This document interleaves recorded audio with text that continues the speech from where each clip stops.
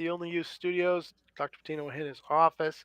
Going to continue our discussion about men and mental health, and in particular, how do men with mental health issues, and of course we all have it, just like we all have personal health issues, manage the stress associated with that? I know personally and professionally, and some of the people I hang out with, it tends to be a macho thing to not discuss feelings. One, two, if you have issues, to swallow them down. And what I've noticed, at least, and I think you might concur here, Doctor, is that that pops out later in aggressive behavior, violent behavior, destructive behavior, or a massive coronary of some sort. So what is the deal with men and the stress of mental health issues?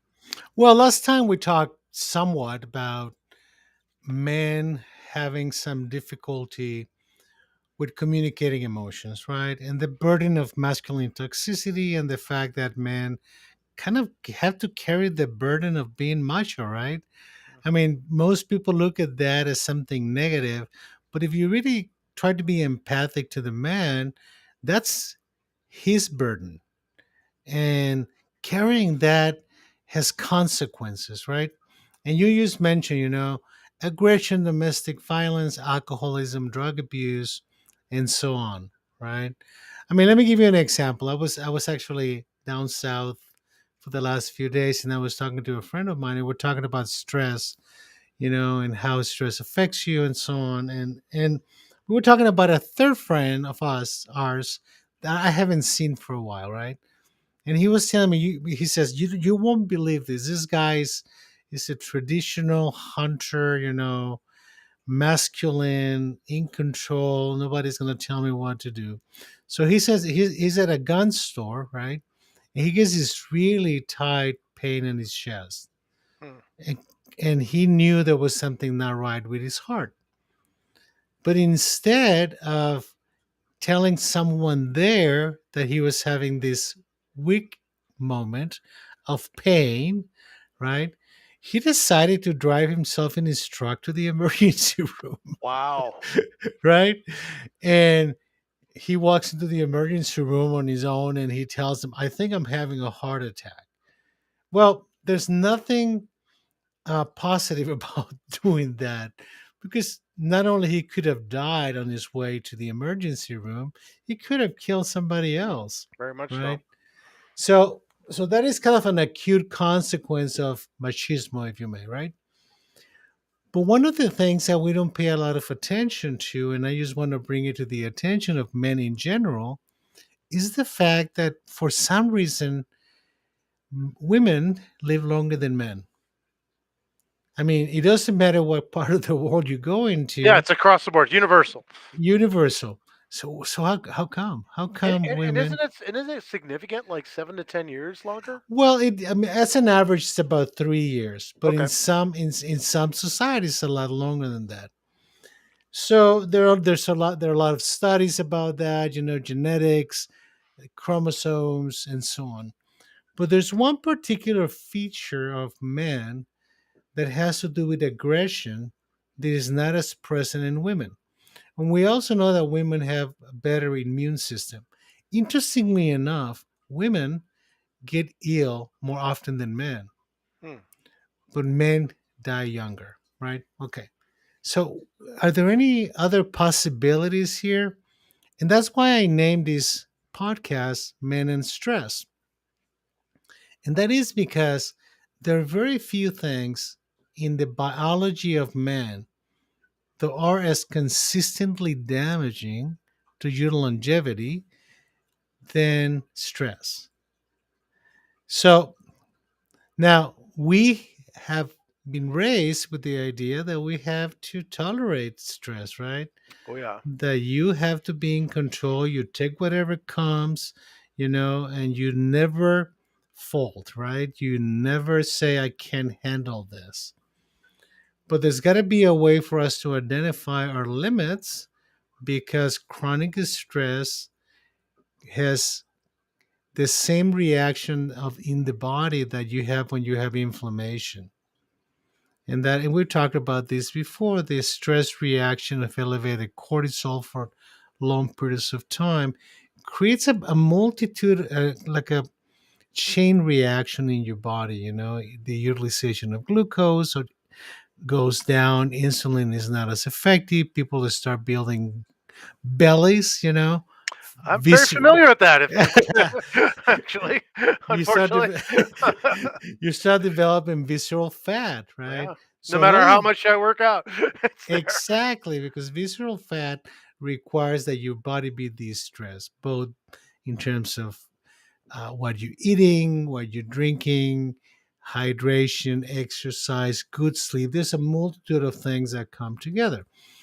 But we have to understand that learning to control our anger, our impulsivity, our reactiveness is as good for us as learning to exercise. It's as good for us as learning to manage relationships well, right? Because we tend to perpetuate these cycles of stress, right? Especially with those people who are the closest to us. So, how does one, especially if they, I mean, if they have just general mental health issues versus a mental illness, I mean, is that just an additional, I guess, barrier or difficulty in managing that stuff? Because I mean, we've talked before. There's psychological factors where people learn different behavior patterns alike, and then there's the chemical issue that maybe not allow you to be as adaptive for that. So, what's the answer there? Well, you see, there's nothing you can do to better yourself if you don't recognize that there is a problem, right? So, step number one is you have to listen to your body. You have to look yourself in the mirror. You have to listen to your partner, right? And not feel that everything that is coming your way is criticism, right? Maybe some people close to you have your best interests at hand. They want you to function better, to live longer, to feel better, right? So that requires that you listen, right? And that you listen to your body, you listen to your head, you listen to your partner, and then you say, well, maybe there's something else that I can do to help myself besides going in these strenuous diets and over exercising and getting out of the gym totally mad, you know, and you go to the gym and then you go out to McDonald's and then you stop at the bar and you have a few drinks. So you need to understand that you need to get disciplined with yourself, right? And you need to be able to recognize those areas of your life that are stressing you but you don't have control over, right?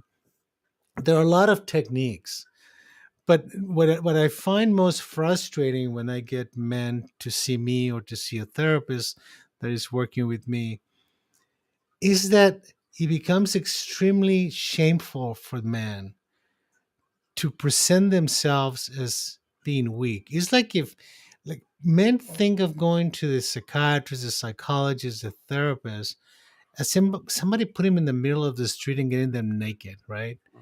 And then now everybody's looking at you naked. Think of it, the feeling you get, that's a reaction I get when I start probing into their life and their feelings and how they react. And that requires some degree of understanding.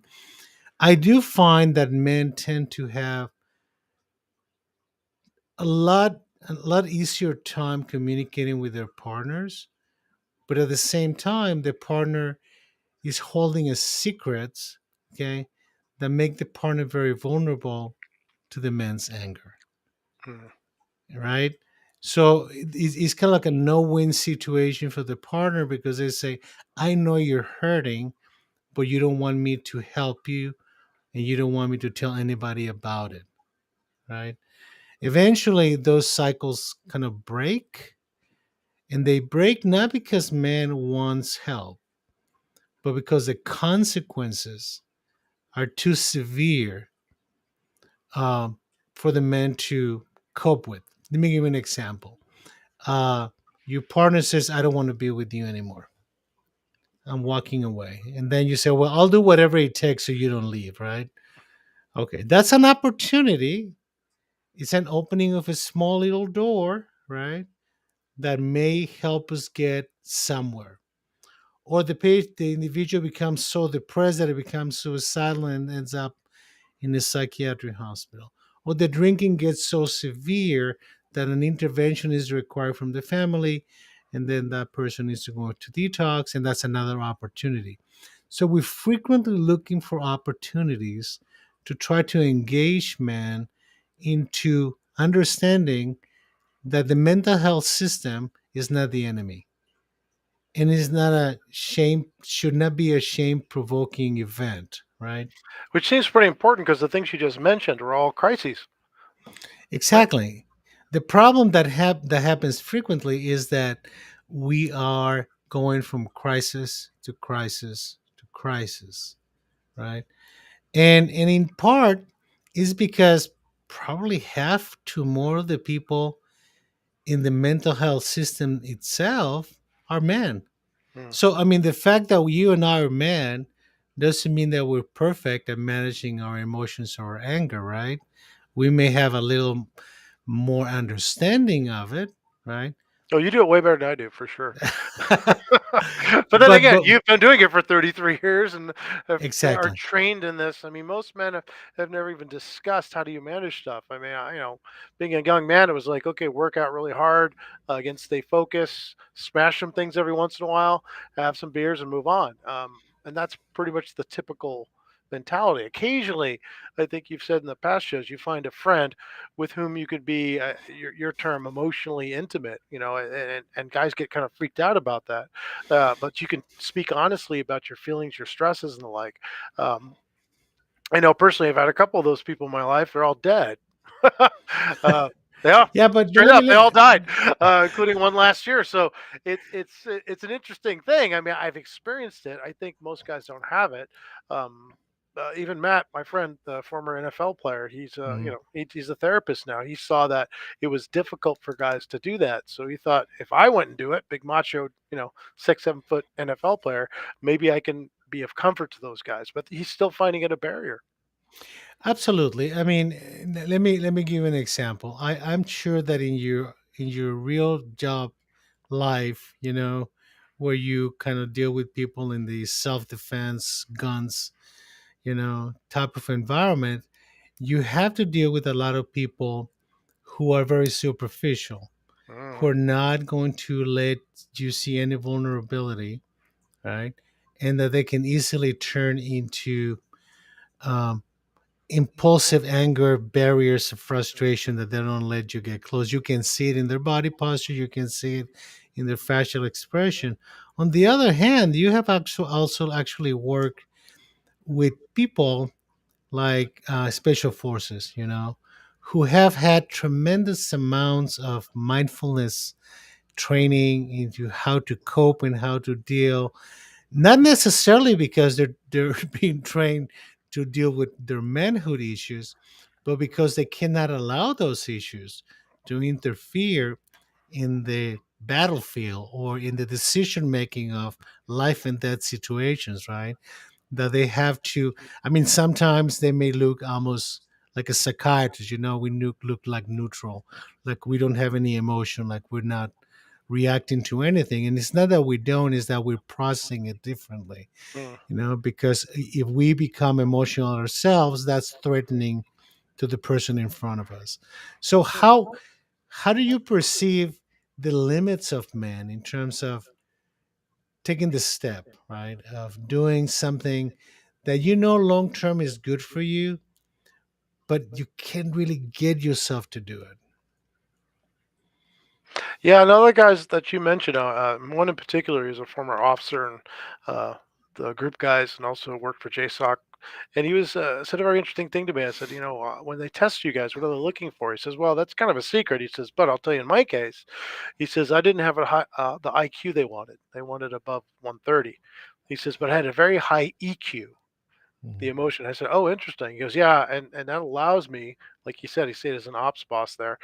He says to make decisions that were very, objective, regardless of the stress, regardless of the situation, and that was a huge benefit to that organization." And I think Yeah. men need to learn how to do that. But at the same time, in his case, he has a family, super nice guy. He says, I had to learn the other side. I learned how to be vulnerable, get the support I needed, talk to the right people. And so he's got this really kind of interesting balance between the, hardcore guy and the soft, really nice person. Very unique individual for sure.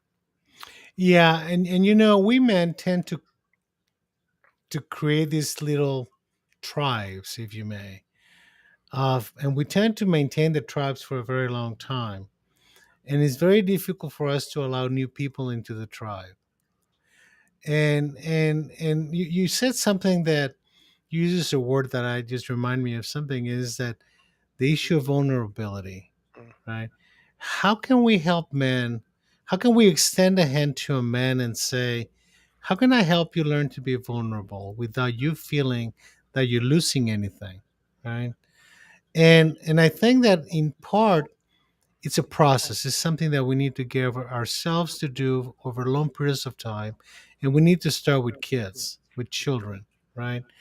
Because the message that we're delivering to little ones is that it is shameful to be vulnerable, that you always have to be in control. You always have to have a solution for the problem. And if you don't, you fight for it, right? mm. Whatever you're fighting for. But you never let somebody shame you. You never let somebody step over you, and that creates a mentality where men not only can become abusive, but may become retaliatory, meaning that when you have like, and we talked about bullying before, we have bullying situations with kids. We have two problems. We have the kid who's doing the bullying, and the kid who's retaliating to the bullying, whether in passive or active ways, right? So, how would a man? You're talking about how we're inculcating the children as we're growing up, but a man now in our society, and God, in particular, our state, like you said, where I work, it's macho central, but really it's insecurity central. And there's this masquerading the macho. Where do they start? I mean, by talking to a friend, their spouse. If they're not comfortable talking to their spouse, because in many times, I know you and I were chatting about some things, the spouse might be the issue itself, part of it, and very uncomfortable to do that. Where does a man go for that kind of help? Let me tell you something that I think that we don't have as much anymore. In the old days, and for me, the old days is the 1960s and 70s, right? Uh, Maybe a little bit of the 80s. Uh, for my kids, the 1990s is old times. But anyhow, there used to be a time when the family doctor was the center of the health universe of a family in general. And I'm not looking for 1950s pretty picture type of thing. But there was a role of the family doctor, the community physician, right? That stayed in one place for a very long time. And people would go and talk to this doctor about all their problems. Mm, There were not a lot of psychiatrists and psychologists, and we're talking about small, mid-sized, large cities. Um, and I can tell you that because my father was one of those physicians, right? Was a family physician. And I remember people coming to the house and knocking at the door and coming to the living room and sitting down with my dad, and my dad will talk to them. And when we started moving away from the concept of a centralized family medicine environment, we started losing the ability of men to at least have somebody to talk to, right? The doctor was part of the community. The guy will go to the bar and the doctor maybe is having a beer there too. Okay. That doesn't happen anymore. So what has happened over the last 30 or 40 years is that we have lost opportunities to identify who needs help. Why is that? Because today the family doctor visit as an average lasts 6 minutes. Okay. So how much can you get to know about your patient in 6 minutes? Very little. The idea of people going to the family doctor and saying, I'm not getting along with my wife, we're arguing a lot, requires that somebody sits down and listens to them, mm. right? So it's not an issue that we can just keep blaming men that men doesn't want to do it, but we have moved away from the available resources for men to be able to say the question you ask, where do I go? Right? I mean, you and I have talked before about utilizing social media as a means of communicating with men for them to at least have a way to have some questions answered, right? Mm. Instead of having to go straight to see a psychologist or a therapist, we talk about having questions sent to the podcast so we can start communicating with people and start directing them. Try to suit some of their fears. Um, but part of the problem is that um, last time we talked about the burden of machismo, the burden of toxic masculinity, and it's a burden because what we're hearing from the rest of society is that you are bad. You need to be isolated. You should not be part of this, whatever the this is, right? Because you're too toxic. And the problem is that that just corners men into a small little place where the only thing you can do is to be miserable together, Mm. right? Yeah. And I Yeah, and I and, you see those groups in the movies and stuff where the guys are getting together, and that's always what it seems like. It's a bunch of guys commiserating, but not actually moving forward, discussing anything of substance other than their pain, well, I think that what which may is be a happening. first step, but you need Well, something more than that. one of the things that comes up often in my business is that we always we're always searching for purpose, right? I mean, I really think that some of the newer generations have gotten lost on the question of purpose. But one of the first things that you asked me what man needs to do, man needs to question, what am I doing this for? Mm. I mean, what am I arguing with my partner for? Okay. Why am I getting drunk for? Because in everything we do has to have a purpose. And I have a very close friend of mine who always gets mad when I say that, right? And he says, well, what about just having a good time? Well, that's purpose. Yeah, de-stressing, whatever. Yeah. Exactly. So we have to have purpose so we can move forward, right? I mean, it is almost um, fearful for men today to be a gentleman, right? Because men has been pushed so much into the concept of, well, you men are all toxic, that the idea of being a gentleman looks like weakness, right? Oh, I deal with that a lot. So um, toxic masculinity becomes a huge bubble of misery in which men are getting afraid of walking out of, right? Because all you hear is you're bad. Now, there are issues related to aggression that are more common in men. There are issues related to hunting that are more common to men. Uh, there are issues in some men that is difficult for them to socialize in certain settings and rather be alone. There's a lot of that, but the reality is that we have to be empathic to the suffering of men. And that, I mean, women always say that what's wrong with you? You Mm. must be crazy, right? I mean, because all the men hear is that you are the problem. So what I really like to ask men if, is how can we be the solution, right? How can we find purpose in a solution without having to sacrifice your history, your culture, your sense of value for your manhood if you want? I don't have a problem with that. I have a problem with the consequence of not doing it in a gentleman way, right? The problem that I have is that I have to deal with the consequences of that. Abused children, beaten woman, substance abuse. I mean, I just finished a meeting with a patient a few minutes ago, and we were talking about her issues, and we ended up talking about how the depression is getting worse because her estranged father just died from a fentanyl overdose, right? Mm. I mean, there's a lot. I mean, when we think about the consequences of what we do, we have to remind ourselves that we're dealing with issues of society, not issues of individuals. And as a society, each individual has some responsibility for maintaining communication, harmony, and peace, right? We cannot have long term purpose on anything if all we know what to do is fight with each other. Mm.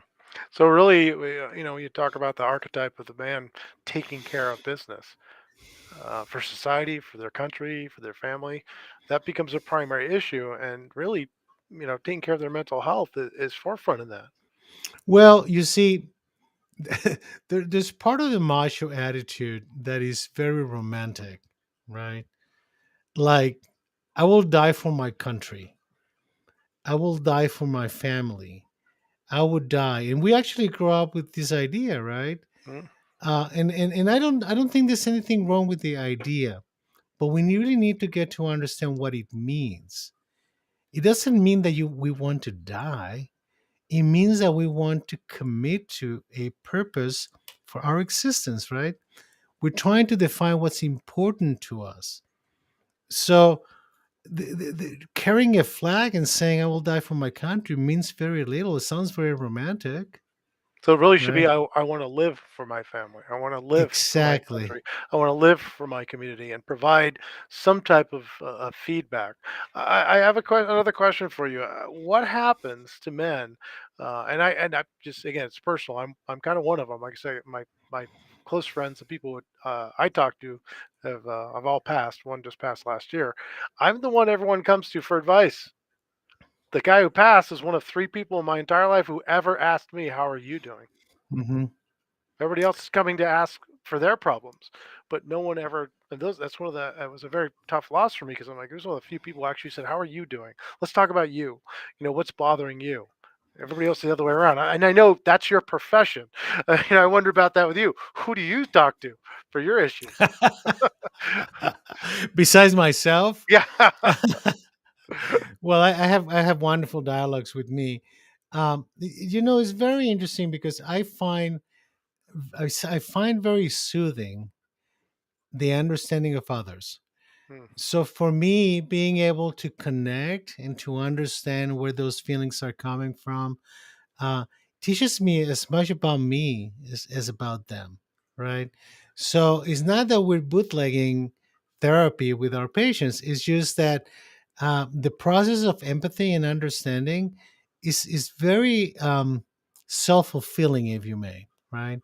So, but that doesn't mean that when somebody asks me, and I have some very close friends that are almost brothers for me, that they will ask me, okay, so how are you doing? Because I have had difficult times in my life. Hmm. I have made mistakes. I've done things that I shouldn't have done, like any human being, and I have had to correct and accept and change, right? And then they will come and ask me, "So how are you coping? How are you handling it?" You know. What I had to learn though is to just stop saying fine and move on, right? Because that's why it becomes difficult with men in particular, because men, the first thing they will tell you, how are you doing? Oh, I'm doing great, Hmm. right?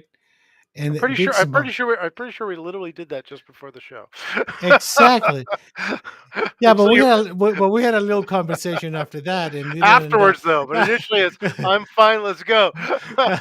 Yeah, so I mean, for me, when somebody tells me I'm fine, let's move on. That's a red Basically, flag, then. I don't want to talk about my problems. That's a red flag. So those are kinds of things that we're looking for. But back to men in particular, I just want to remind men of the senseless romanticism of machismo, right? I mean, and this is something I learned from my dad. And I didn't learn in psychiatry. He used to tell me, son, I don't like heroes. Mm. I was like, hey, dad, how come you don't like heroes? He says, because they're all dead. right? I like the smart people who stay alive and gives us something, and it gives us a legacy and it keeps us going, right? So we need to start finding ways to get people out of the misery bubble, right? And try to connect with them. So we're going to come up with some tools and try to get people connected so we can have some good ideas from men themselves, right? Mm. In terms of how So, can we be healthy, not because we want to be better men, but because we want to live longer. yeah, maybe it's getting out of your machismo bubble and really looking at yourself as a real human being, taking those steps instead of, like I said, waving the flag saying, I'm willing to die for something. Let's talk about what we're willing to live for, what we're willing to contribute, and to make the world a little bit of a better place. Yeah, let me tell you, because I was in the airport last night in Houston, and I was sitting, looking at my phone because our flight got quite a bit delayed. And there were two guys in front of me, and they wouldn't stop talking, right? And then they started talking to other people. I didn't engage in the conversation. I wasn't interested in the conversation, but I'm always listening. And these two guys were MMA fighters, right? Mm. And one of them was very insightful, and the other one was very loud, and he wouldn't stop talking, and very foul language, in an airport place. And I said, you can see a kid who is the one who was very quiet, was very well trained in martial arts. He learned something, right? He doesn't need people to know who he is to feel calm and at ease with himself. And the other guy looked terribly insecure, Mm. right? I mean, and it was, I mean, I was there, my wife was there. I wasn't going to get into, I avoid those types of situations because it's not the right place to do anything, right? But it was obvious that people around this guy were feeling uncomfortable, moving away, things like that. But we can see the contrast, and that reminded me that there are people out there who are doing the right thing. Mm. There are men out there who don't have a need to utilize their machismo as a way of demonstrating that they belong, right? And that balance is what we want to achieve. And we actually need more of those men to come out and say, hey, I'm here too, right? I mean, is the big silent majority, right? Mm. Which is what we lacking right now, is those people to speak up. Well, hopefully we inspired some people to do that tonight with the things we've chatted with. Again, guys, everybody like, subscribe, and share. And if you want us to continue to speak on this subject, please let us know. Very interested to see what you guys have. We had some great traction on some of these most recent shows. That's why we're continuing the theme. But really want to have your interaction. And at minimum, we'll see you again next week, right? Hey, thank you very much, Vince, and we'll see you next week. Take care. Take care.